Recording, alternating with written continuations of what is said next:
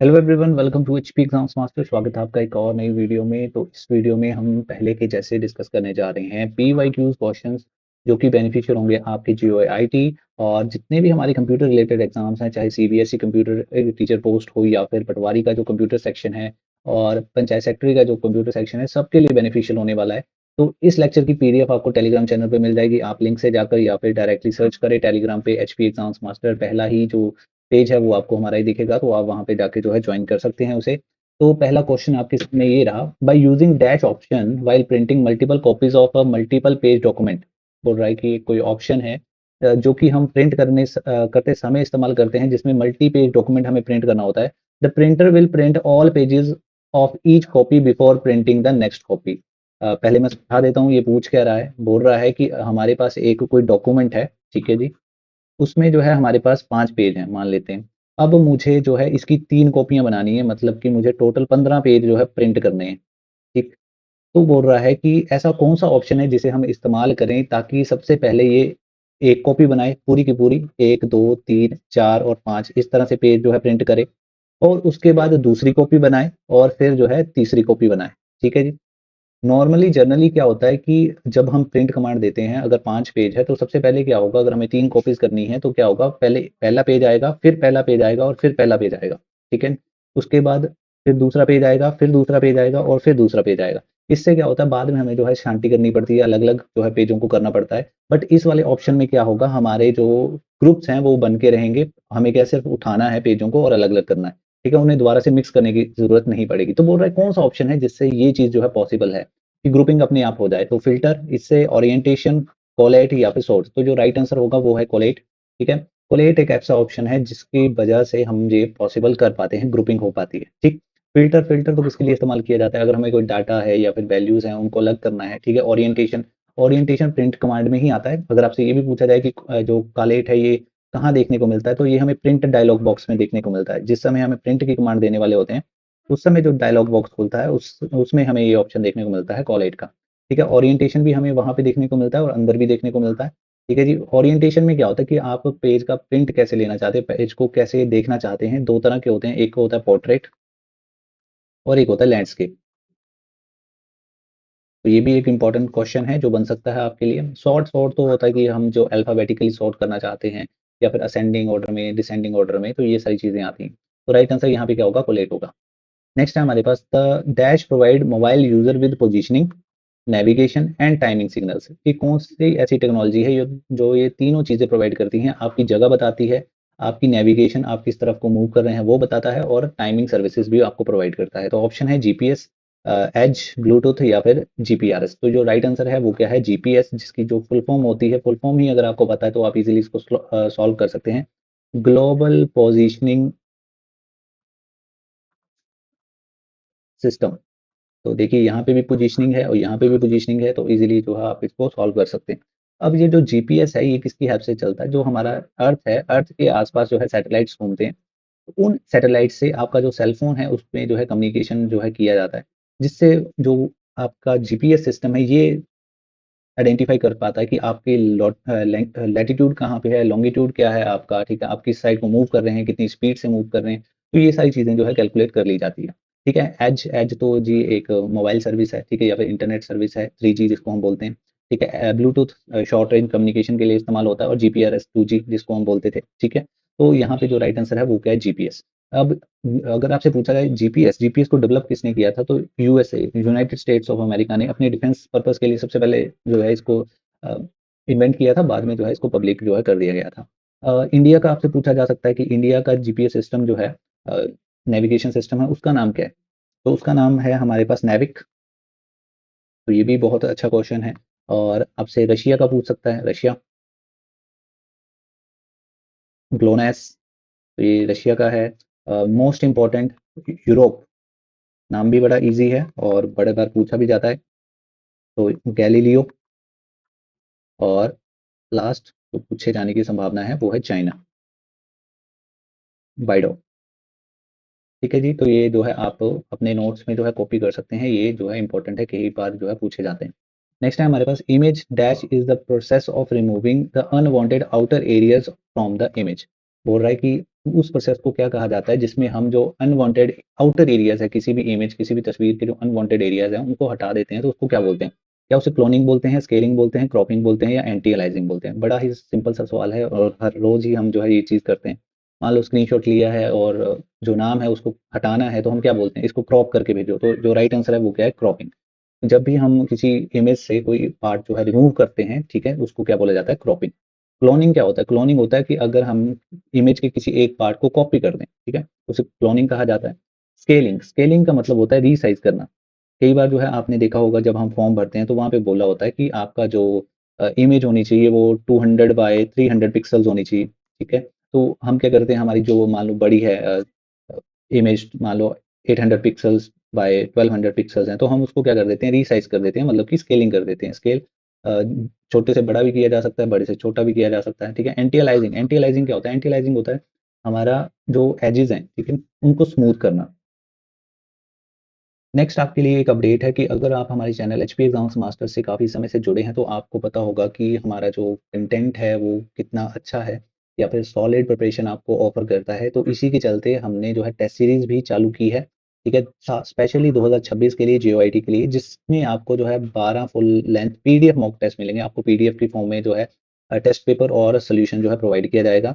जो हफ्ते में 2 टेस्ट आपको प्रोवाइड किए जाएंगे। टोटल टेस्ट कितने होंगे? तो 12 टेस्ट होंगे। साथ में आपको जैसा कि पता है कि टाइपिंग बहुत ज़्यादा ज़रूरी है। बहुत से लोग जो हैं टेस्ट क्वालीफाई कर जाते हैं जीओआईटी में बट टाइपिंग में रह जाते हैं। इसलिए साथ में आपको एक्चुअल जैसे पेपर में आते हैं वैसे ही पीडीएफ टेस्ट पेपर्स टाइपिंग के दिए जाएँगे। पर्सनल सपोर्ट, आपको कोई डाउट आता है, कोई आपको पर्सनली पूछना है तो आप वो भी पूछ सकते हैं। एनरोल करने के लिए आपको जो है व्हाट्सएप करना होगा। आपको इस नंबर पे व्हाट्सएप करिए, आपको सारी डिटेल्स जो हैं भेज दी जाएँगी। तो चलिए नेक्स्ट चलते हैं आपके सामने। Amazon web service AWS is an dash service platform offering various IaaS and PaaS solutions. बोल रहा है कि जो Amazon वेब सर्विसेज है वो एक एक प्रकार की सर्विस है, प्लेटफॉर्म है जो कि बड़ी अलग-अलग तरह की IaaS या PaaS सॉल्यूशंस प्रोवाइड करता है। तो ये किस तरह की सर्विस है? एप्लीकेशन सर्विस है, क्लाउड सर्विस है, इंटरनेट सर्विस है या नेटवर्क सर्विस है? तो ये जो है एक क्लाउड सर्विस है। अब अमेज़न वेब सर्विस या फिर जिसको एडब्ल्यूएस बोला जाता है, ये क्या है? एक क्लाउड सर्विस है जिसमें आपको क्या मिलता है? इंफ्रास्ट्रक्चर मिलता है ऑनलाइन। अब मैं ईज़ी वे में आपको समझाऊँ तो क्या होता था, अगर मान लो आप चाहते हैं कि एक वेबसाइट बनाना चाहते हैं, ठीक है? अब वेबसाइट बनाने के लिए आप पहले क्या करना चाहिए था आपको? आप सबसे पहले एक कंप्यूटर खरीदेंगे, उसके बाद आप उस कंप्यूटर को क्या बनाएँगे? सर्वर बनाएँगे। सर्वर बना के मतलब कि वो 24 घंटे क्या रहेगा? ऑन रहेगा 24/7। ठीक, फिर आप एक उसके ऊपर वेबसाइट चलाएँगे या फिर अपनी एप्लीकेशन जो है वो डाल देंगे, ठीक है? और ये 24 घंटे जो है किसके साथ कनेक्ट रहना चाहिए? इंटरनेट के साथ कनेक्ट रहना चाहिए, तभी आपकी जो अ, वेबसाइट है वो वर्क करेगी, ठीक है? वेबसाइट या फिर एप्लीकेशन वो वर्क करेगी 24 घंटे, ठीक? अब बट हम तो ऐसा नहीं करते। अगर हमें आज डेवलपमेंट करनी है या फिर आज कोई ऐप लॉन्च करना है या वेबसाइट लॉन्च करनी है, हम क्या करते हैं सीधे जो है एक सर्वर बाय कर लेते हैं, ठीक है? अब जो एडब्ल्यूएस है ना, इन्होंने सर्वर, स्टोरेज एंड प्लेटफ़ॉर्म ये सारी चीज़ें ऑलरेडी बना रखी हैं। हमें क्या करना है सिर्फ़ एडब्ल्यूएस की क्या लेनी है सब्सक्रिप्शन सब्सक्रिप्शन लेनी है, ठीक है? हमें क्या प्रोवाइड करना है सिर्फ़ इनको पैसे देने हैं, रेंट देने हैं और ये हमें क्या प्रोवाइड करेंगे? एक 24 घंटे चलता हुआ सर्वर, स्टोरेज और एक डेवलपमेंट प्लेटफ़ॉर्म ये तीनों चीज़ें जो है हमें प्रोवाइड की जाती हैं, ठीक? तो इसी को क्या कहा जाता है? इसी को कहा जाता है क्लाउड। आपने एक शब्द सुना होगा कि आजकल सारी चीज़ें क्लाउड पे शिफ्ट हो रही हैं, ठीक? तो यही है क्लाउड। यहाँ पे 2 शब्द आए हैं नए, इनको मैं थोड़ा-सा एक्सप्लेन करना चाहता हूँ। आपसे इनकी जो है फुल फॉर्म पूछी जा सकती है आगे आने वाले एग्ज़ाम्स में या कहीं और भी पूछ सकते हैं। जैसे IaaS ये एक शब्द इस्तेमाल किया गया है, PaaS ये एक शब्द इस्तेमाल किया गया है और एक और शब्द होता है SaaS। तो इनके फुल फॉर्म क्या होती है? तो IaaS की फुल फॉर्म होती है इंफ्रास्ट्रक्चर एज़ अ सर्विस। तो जैसे हमें इंफ्रास्ट्रक्चर क्या मतलब सर्वर, स्टोरेज, ठीक है? हमें एक पूरी इंफ्रास्ट्रक्चर एज़ अ सर्विस के रूप में मिल रहा है, तो उसे क्या बोलते हैं? IaaS। इसी तरह P से क्या हो जाएगा? Platform, platform as a service और थर्ड हो जाएगा हमारे पास software, software as a service. तो इन दोनों की एग्ज़ाम्पल तो मैंने बता दी कि AWS है। SaaS की एग्ज़ाम्पल क्या होगी? अगर आप चाहें अपना थोड़ा दिमाग लगा सकते हैं कि SaaS की एग्ज़ाम्पल क्या हो सकती है? तो देखिए हम सब इस्तेमाल करते हैं जीमेल। तो क्या जीमेल हमने खुद डेवलप किया है? एक सॉफ्टवेयर है, क्या हमने खुद डेवलप किया है? नहीं, ठीक है? गूगल ने एक सॉफ्टवेयर डेवलप किया और उसे जो है डिप्लॉय कर दिया, और हम क्या इस्तेमाल करते हैं, इसको एज अ सर्विस इस्तेमाल करते हैं। ठीक है, तो ये सारी जो है इसी के एग्जांपल्स हैं। नेक्स्ट है हमारे पास बहुत ही important question, which of the following is not a product of Adobe. Adobe एक कंपनी है जो कि डिजिटल प्रोडक्ट्स बनाती है, सॉफ्टवेयर बनाती है। वो बोल रहा है कि इनमें से जो चार ऑप्शन है, अडोबी का कौन सा प्रोडक्ट नहीं है, फोटोशॉप, इनडिजाइन, इलस्ट्रेटर या ब्लेंडर। तो जो राइट आंसर है वो मैं बता देता हूँ। सबसे पहले जो राइट आंसर है वो है ब्लेंडर। ठीक, अब फोटोशॉप के बारे में वैसे भी पूछा जा सकता है। अब फोटोशॉप एक फोटो एडिटिंग टूल है, फोटो एडिटिंग सॉफ्टवेयर, ठीक है, या टूल। ये किसके लिए इस्तेमाल होता है, जो हमारी फोटोज होती हैं उनको सुंदर बनाने के लिए, उन्हें एडिट करने के लिए, उसके लिए इस्तेमाल किया जाता है। ठीक है जी। इलस्ट्रेटर, इलस्ट्रेटर हमारे किस में इस्तेमाल होता है, जो हमारे वेक्टर ग्राफिक्स होते हैं, वेक्टर ग्राफिक्स, या सिंपली अगर हम बोले ग्राफिक्स के लिए इस्तेमाल होता है। आपको ग्राफिक्स बनाने हैं, लोगो बनाने हैं, ठीक है जी, तो इसके लिए क्या इस्तेमाल होता है, इलस्ट्रेटर इस्तेमाल होता है। इसी तरह जो इन डिजाइन है, इन डिजाइन इस्तेमाल होता है पब्लिशिंग के लिए। पब्लिशिंग, पब्लिशिंग में क्या क्या आ गया, मान लो आप मैगजीन डिजाइन कर रहे हैं, तो कौन सा सॉफ्टवेयर इस्तेमाल करेंगे आप, इन डिजाइन इस्तेमाल करेंगे। और भी जो ब्लेंडर है, ब्लेंडर क्या होता है, ब्लेंडर एक 3D modelling software, 3D modelling के काम आता है। देखा होगा आपने कि जो है 3D मॉडलिंग, 3D मॉडलिंग मतलब कि आपने 3D फिल्म्स देखी होंगी या फिर छोटी मोटी शॉर्ट वीडियो देखी होंगी, तो वो किस में बनती है, ब्लेंडर में बनती है। ब्लेंडर एक और इम्पोर्टेंट बात है, ये ओपन सोर्स है, ओपन सोर्स। ऊपर जितने भी हमारे पास 3 सॉफ्टवेयर हैं, ये ओपन सोर्स नहीं है। अडोबी इनके लिए चार्ज करता है। अडोबी के कुछ और भी हमारे पास इंपॉर्टेंट सॉफ्टवेयर हैं, जैसे एक प्रीमियर प्रो है, प्रीमियर प्रो। प्रीमियर प्रो किसके लिए इस्तेमाल होता है, तो ये वीडियो एडिटिंग के लिए इस्तेमाल होता है, वीडियो एडिटिंग। और एक आफ्टर इफेक्ट्स भी है, तो ये मोशन ग्राफिक्स के लिए इस्तेमाल होता है, मोशन ग्राफिक्स। तो ये कुछ चीज़ें जो हैं आपको पता होनी चाहिए। वैसे आप नॉर्मली अगर कनेक्ट रहते हैं तो पता ही होगा, बट कई बार पूछ सकते हैं, जैसे मॉडर्न डे टेक्नोलॉजीज के बारे में पूछे जाते हैं क्वेश्चन। नेक्स्ट क्वेश्चन है हमारे पास, who among the following is developer of C language. C language के डेवलपर कौन है, Niklaus Wirth, John Backus, Charles Babbage या डेनिस रिची। तो इसका जो राइट आंसर है वो क्या है, चार्ल्स बेबेज। अब मैं मजाक कर रहा हूँ, चार्ल्स बेबेज इसका राइट आंसर नहीं है। तो जो सी लैंग्वेज के फादर हैं, उनको उनका नाम क्या है, डेनिस रिची। डेनिस रिची जो है बेल कंपनी में काम करते थे, तो इन्होंने जो यूनिक्स है उसको डेवलप करना था। ठीक है, बेल में तो इन्होंने सबसे पहले एक लैंग्वेज डेवलप की थी जिसका नाम क्या था, सी लैंग्वेज। ठीक है, चार्ल्स बेबेज कौन है, फादर ऑफ कंप्यूटर इन्हें कहा जाता है। और हमारे पास जो निकोलस विर्थ हैं, ठीक, इनके बारे में आपको पता होना चाहिए। तो ये किसके फाउंडर हैं, तो जो पास्कल लैंग्वेज है उसके फाउंडर कौन है, निकोलस विर्थ। और जो जॉन बैकस हैं वो हैं हमारे पास, एक पहले लैंग्वेज होती थी फोर्टैन। ठीक है, तो उसके फाउंडर कौन है, जॉन बैकस। और भी हमारे पास जो आपको मस्ट है कि पता होनी चाहिए, जैसे कि सी तो हमें पता चल ही गया, ठीक है, C, C plus, C plus plus, ठीक है, Java, JavaScript, Python, Python. और बस ये जो है इनके तो आपको डेफिनेटली पता ही होने चाहिए कि इनके फाउंडर्स कौन है। तो ये आपके लिए होमवर्क रहा, आप जो है पता करें कि इनके फाउंडर्स कौन हैं। ये पूछे जा सकते हैं किसी भी एग्जाम में। नेक्स्ट है हमारे पास, which of the following is the correct pairing of the networking terms and their inventors. ठीक है, हमारे पास कुछ टर्म्स दे रखी हैं और साथ में इन्वेंटर दे रखे हैं, हमें बताना है कि कौन सा जो पेयर है वो सही है। जैसे डब्ल्यू डब्ल्यू डब्ल्यू है, अब डब्ल्यू डब्ल्यू डब्ल्यू के फाउंडर कौन है, टिम बर्नर्स ली है। तो यहाँ पे देखेंगे कौन से ऑप्शन में टिम बर्नर्स ली दिया रखा है, तो डब्ल्यू डब्ल्यू डब्ल्यू बी है और सी है, यहाँ पे टिम बर्नर्स ली दे रखा है। ठीक है, और नेक्स्ट चलते हैं ईमेल। ईमेल के फाउंडर कौन है, तो ईमेल के फाउंडर रे टॉमलिसन है, बिल्कुल सही यहाँ पे दे रखा है। और इंटरनेट, इंटरनेट के जो हमें फादर ऑफ इंटरनेट बोला जाता है वो किन्हें बोला जाता है, तो विंटन सर्फ को बोला जाता है। तो जो राइट आंसर हो जाएगा वो होगा ऑप्शन नंबर बी। तो ये भी बहुत इंपॉर्टेंट है, डब्ल्यू डब्ल्यू डब्ल्यू के फाउंडर टिम बर्नर्स ली, आपको पता होना चाहिए। ईमेल रे टॉमलिसन। और रे टॉमलिसन से एक और बात भी पूछी जाती है, अगर आपसे पूछा जाए कि who introduce the symbol at the rate, तो भी आंसर क्या होगा, रे टॉमलिसन ही होगा। ठीक, और फादर ऑफ इंटरनेट जिसकी वजह से हम सब बर्बाद हैं, वो उनको नाम क्या है, विंटन सर्फ। नेक्स्ट है, विच generation of computer use integrated circuits. Integrated circuit किस जनरेशन में इस्तेमाल होने शुरू हुए थे कंप्यूटर के, तो बड़ा ही सिंपल आंसर, तो थर्ड इसका जो राइट आंसर होगा। फर्स्ट में क्या इस्तेमाल हुई थी, फर्स्ट में इस्तेमाल हुई थी हमारी वैक्यूम ट्यूब्स। सेकंड में क्या इस्तेमाल हुए थे, ट्रांजिस्टर्स। और थर्ड में हमारे पास इस्तेमाल हुए हैं आईसी सर्किट्स, इंटीग्रेटेड सर्किट्स। और फोर्थ में हमारे पास क्या था, माइक्रो प्रोसेसर्स। तो ये चार आपको पता होने चाहिए। नेक्स्ट है हमारे पास, who among the following invented CD ROM. CD ROM की खोज किसने की थी, Jeff Bezos, Bill Gates, Leonard और या फिर जेम्स रसल। तो जो राइट आंसर है ये इसका, ये क्या है, जेम्स रसल। तो जेफ बेजोस अमेज़न के फाउंडर हैं, ठीक है। बिल गेट्स हमारे पास माइक्रोसॉफ्ट के फाउंडर हैं। और जेम्स रसल ने हमारी सीडी की जो है इन्वेंशन की थी। सीडी से पहले जो है मैग्नेटिक टेप्स या फिर फ्लॉपीज़, इन पे जो है चीज़ें सेव करी जाती थी। इसके बाद जो नेक्स्ट एवोल्यूशन आया वो क्या आया हमारे पास, सीडी। ये एक ऑप्टिकल स्टोरेज डिवाइस था। अब इसमें भी जो है अलग-अलग तरह की है, जैसे सीडी, इस तरह से देखा होगा आपने, CD ROM, CD Rome, read only memory, CD are, ये लिखी जा सकती थी, इसमें डाटा राइट किया जा सकता था बट सिर्फ एक बार, ठीक है, राइटेबल। और सी डी आर डब्ल्यू क्या होगा, री राइटेबल, इसे जो है राइट करके इरेज करके दोबारा इसमें चीज़ें जो है राइट की जा सकती थी, बट इसकी भी एक लिमिट थी। और सीडी जैसे ही हमारी सीडी आई फ्लॉपी डिस्क के बाद, तो जो स्टोरेज कैपेसिटी है उसमें भी बड़ा ज़्यादा एक देखने को मिला, जैसे कि सीडी आई, जो हमारी फ्लॉपी डिस्क में हमारे पास 1.44 एमबी डाटा स्टोर हो सकता था। सीडी जो सिंपल सीडी है, सीडी रोम, उसमें 700 एमबी के आसपास सीधे जंप आ गया।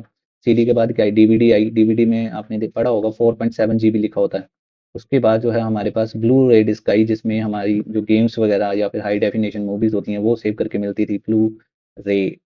तो इसमें हमारे पास जो कैपेसिटी है वो 25 जीबी, 25 प्लस जीबी तक जो है जाती है। तो ये जो है ये चीज़ें भी आपसे पूछी जा सकती हैं बाय कि किसमें जो है हमारी स्टोरेज कैपेसिटी है, कितनी है, ज़्यादा है।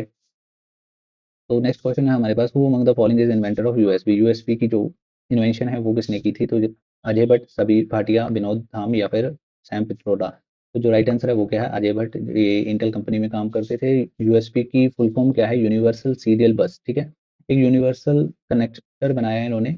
इससे पहले क्या इस्तेमाल किया जाता था, अलग अलग कनेक्टर थे, जैसे सीरियल बस, सीरियल कनेक्टर इस्तेमाल किया जाता था, पैरेलल कनेक्टर इस्तेमाल करते थे। बट जब से यूएसबी आया है तो सब जो है एक ही तरह का कनेक्टर इस्तेमाल करते हैं। इसमें भी बड़े सारे टाइप होते हैं, ए बी सी, ठीक है, और अलग अलग हैं, 2.0, 3.0, डिपेंड अपॉन स्पीड कितनी कैरी कर सकता है मीडिया, ठीक। तो ये जो है क्वेश्चन बड़ी बार पूछा जाता है, तो अजय भट्ट जो है इसका नाम जो है आप याद रखेंगे। नेक्स्ट यहाँ पे एक विनोद धाम है। अगर आपसे पूछा जाए कि जो पेंटियम हमारे पास माइक्रो प्रोसेसर था, उनके जो पाइनियर किसको कहा जाता है, तो विनोद धाम जो है हमारे पास पेंटियम माइक्रो प्रोसेसर के पाइनियर हैं।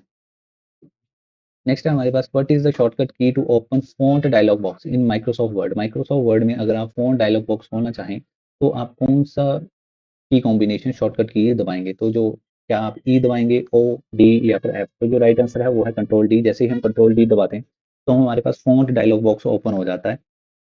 ई दबाने से क्या होता है, ई दबाने से जो हमारा टेक्स्ट है वो सेंटर अलाइन हो जाता है, सेंटर अलाइन। देखा होगा 2 तरह की 3 तरह 4 तरह की अलाइनमेंट होती है वैसे तो, ठीक है। सेंटर अलाइन हो जाता है, अगर आप कंट्रोल प्लस एल दबाएँगे तो लेफ्ट अलाइन हो जाएगा, ठीक। कंट्रोल प्लस आर दबाएँगे तो राइट अलाइन हो जाएगा, ठीक। कंट्रोल प्लस जे दबाएँगे तो जस्टिफाई हो जाता है, ठीक है। ओ से क्या होता है, ओ से ओपन हो जाता है डॉक्यूमेंट। डी से क्या होगा, फ़ॉन्ट डायलॉग बॉक्स ओपन हो जाएगा। एफ से क्या होता है, फाइंड होता है, ठीक है। तो ये आपको जो है याद करने पड़ेंगे, ईज़ी है वैसे, ज़्यादा डिफिकल्ट नहीं है। आई से क्या होता है, आई से इटैलिक। बी से क्या होता है, बी से होता है बोल्ड। और हमारे पास मैंने क्या बताया, एच, एच से क्या होता है, एच से रिप्लेस होता है, ठीक है जी। तो ये आपको कुछ पता होना चाहिए। जैसे यू, यू से क्या है, यू से अंडरलाइन।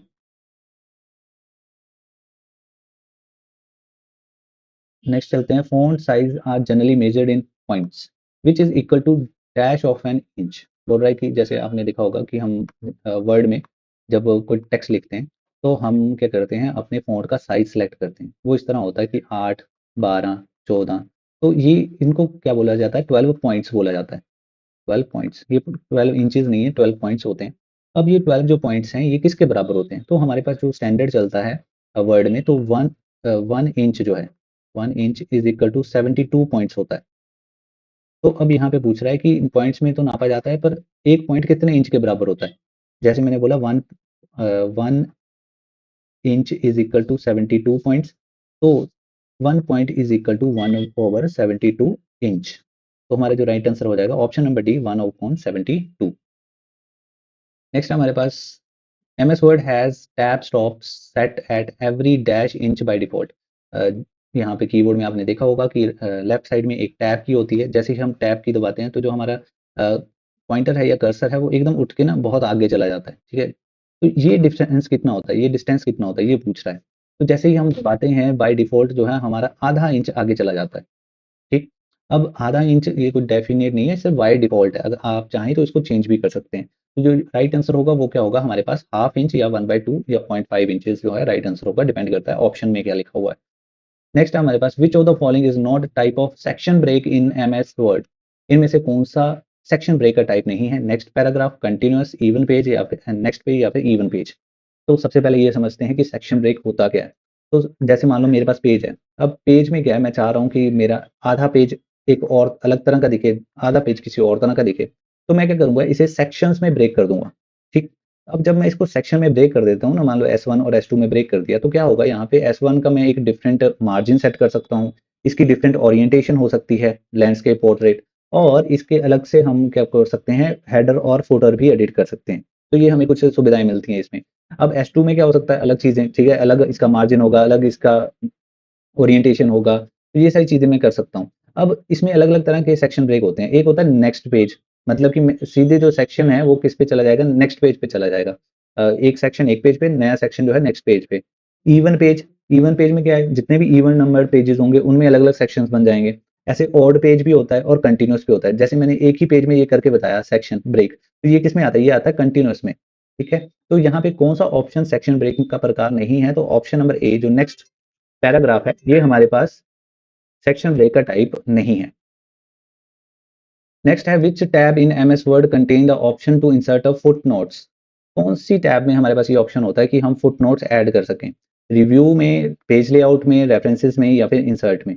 तो जो हमारा फुट नोट्स है, पहले पता होना चाहिए फुट नोट्स होते क्या हैं। अगर आपने कभी बुक में देखा होगा, स्पेशली जो हमारी एकेडमिक बुक्स होती हैं, मान लो यहाँ पे कोई ऐसे फैक्ट लिखा है, तो जैसे ही कोई ईयर लिखा होगा ना, मान लो 1947 लिखा है, तो ऊपर ना टॉप में छोटा सा लिख के 1 या 2 ऐसे लिखा होता है। मान लो आपने 1946 लिखा और यहाँ पे साइड में 2 लिखा होगा, और नीचे अगर आप पेज पे देखोगे ना, तो वहाँ पे भी 2 लिख के आगे क्या बताया होता है, सोर्स, कि हमने ये कहाँ से लिया है, ये शब्द जो हमने ईयर कोट किया है, ये फलानी फलानी बुक से हमने देख के लिखा है। उसी को क्या बोला जाता है, फुट नोट बोला जाता है। ठीक, ये किसके लिए काम आता है, ये रेफरेंस देने के लिए काम आता है कि कहाँ से लिया हमने। तो जो राइट आंसर है ना, आपने इतना ही याद रखना है, किसके काम आता है, रेफरेंस देने के काम आता है। तो ये कहाँ पे मिलेगा आपको, रेफरेंस में मिलेगा। तो नेक्स्ट है how can you use different page orientation in the same word document. मैंने आपको पहले ही बताया कि एक ही वर्ड के डॉक्यूमेंट में आप डिफरेंट डिफरेंट ओरिएंटेशंस कैसे कर सकते हैं। क्या आपको अलग अलग सेक्शन करने पड़ेंगे, आपको टैब स्टॉप लगाना पड़ेगा, रोटेट करना पड़ेगा 180, या फिर मार्जिन चेंज करने पड़ेंगे। मैंने पीछे ही एक एग्जांपल में बताया कि अगर हम सेक्शन ब्रेक कर देते हैं, तो हम एक ही डॉक्यूमेंट में अलग अलग मार्जिन रख सकते हैं, अलग अलग हेडर फुटर रख सकते हैं, और अलग अलग ओरिएंटेशन रख सकते हैं। तो जो राइट आंसर हो जाएगा by inserting a different section. Next है हमारे पास what is the shortcut key to set paragraph line spacing to 1.5 in an MS Word document. अगर आप एमएस वर्ड डॉक्यूमेंट में जो लाइन स्पेसिंग है वो 1.5 रखना चाहते हैं, क्या दबाओगे? तो यहाँ से याद रखना है 0.5 मतलब यहाँ पे 5। ठीक है जी, तो यहाँ पे जो राइट आंसर हो जाएगा वो हो जाएगा कंट्रोल+5। इसमें और भी होती है, अगर आप कंट्रोल+1 दबाएंगे तो आपको एक लाइन की स्पेसिंग मिलेगी, और अगर आप कंट्रोल+2 दबाएंगे तो आपको डबल स्पेसिंग मिलेगी, और अगर आप कंट्रोल+5 दबाएंगे तो आपको 1.5 की मिलेगी, ना कि 5 लाइन की स्पेसिंग मिलेगी। ध्यान रखना है, ये थोड़ा सा कंफ्यूज करता है। 1 से सिंगल लाइन स्पेसिंग, 2 से 2 लाइन स्पेसिंग, और 5 से 1.5 पॉइंट स्पेसिंग। नेक्स्ट है which feature of MS Word allow you to create a personalised letters for the multiple recipient with different name and addresses. कौन सा फीचर है जो आपको पर्सनलाइज्ड, मतलब कि किसी पर्सन के लिए स्पेशल, उसी के लिए बनाया गया हुआ लेटर या फिर पर्सनलाइज़्ड मैसेज बनाने के काम आता है, जब हमारे पास बहुत सारे लोग हों उसे रिसीव करने वाले, जिनका अलग-अलग नाम है, अलग-अलग एड्रेस है। तो मैं एग्ज़ाम्पल से बताता हूँ कि क्या चीज़ है। मान लो आपने एक लेटर लिखा, ठीक है? डियर रोहित या डियर राहुल, है ना? आपको ऐसे बड़े सारे इन्विटेशन भेज रहे हो आप, तो आप यहाँ पे लिखोगे dear Rohit, dear Rahul, dear Robin, अलग-अलग नाम है, ठीक है? तो क्या आप अलग-अलग वर्ड डॉक्यूमेंट बनाओगे इसके लिए? नहीं। हम क्या करते हैं, हम एक एक अलग से डाटाबेस या लिस्ट बना लेते हैं, जिसमें हम नाम और उनके एड्रेसेस जो हैं अलग-अलग से लिख लेंगे, ठीक है? और यहाँ पे हम एक सिंगल वर्ड डॉक्यूमेंट बनाएँगे, और जहाँ पे क्या दे देंगे, एक प्लेस होल्डर दे देंगे, और हम ये डिफाइन कर देंगे कि यहाँ से नाम उठाना है और ये कहाँ डाल देना है, जाके यहाँ पे इस वर्ड डॉक्यूमेंट में क्या कर देना है, फिट कर देना है। यही एग्जांपल हम सर्टिफिकेट्स के भी लिए भी ले सकते हैं। जैसे कोई क्लास है, अब क्लास में हमने नाम लिखा है, उसके आगे उसके मार्क्स लिखे हैं, बाकी सारा मटेरियल तो सेम ही रहेगा। तो प्लेस होल्डर कहाँ पे प्लेस कर देंगे, नाम पे और मार्क्स पे, बाकी सारी चीज़ें सेम रहेंगी। तो इस फीचर को क्या कहा जाता है? इस फीचर को कहा जाता है मेल मर्ज। जब भी हम ऐसा पर्सनलाइज़्ड कोई डॉक्यूमेंट बनाना चाहते हैं, या फिर बल्क में मेल करना चाहते हैं, बल्क में उसके रेफिजेंट्स हैं, तो उसके लिए हम इस्तेमाल करते हैं ऑप्शन मेल मर्ज, बहुत इंपॉर्टेंट है, आपसे पूछा जा सकता है। तो आज की वीडियो में इतना ही, होप सो आपको ये वीडियो पसंद आई होगी। बहुत सारी डिमांड्स आ रही थी कि थोड़ी लंबी वीडियो बनाया करो, तो इस बार मैंने कोशिश की है कि ज़्यादा से ज़्यादा क्वेश्चन जो है इंक्लूड कर पाऊँ। होप सो आपको वीडियो पसंद आई होगी, और अगर अब आप ये अभी तक यहाँ पे इस वीडियो में बने हुए हैं हो तो आपको पसंद आई होगी। ठीक है, thank you, thanks for watching.